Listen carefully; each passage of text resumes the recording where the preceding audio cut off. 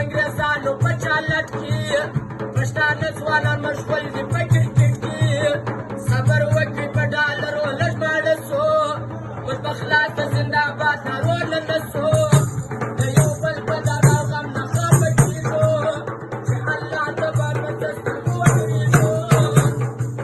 په سجدو مې هسې ستړي که ځانونه مونږ نه اورو د بېوسو اوازونه انسانیت ځای چې پیدا که یې انسانه خپل واړه بچه سره که مسلمانه که بېوسه یې بې کوره یې جانانه که مال نه لرې بې زوره یې جانانه د خپل ورور درد خو بیان که خپل سرکار ته دا غږه خو رسولی شي وزر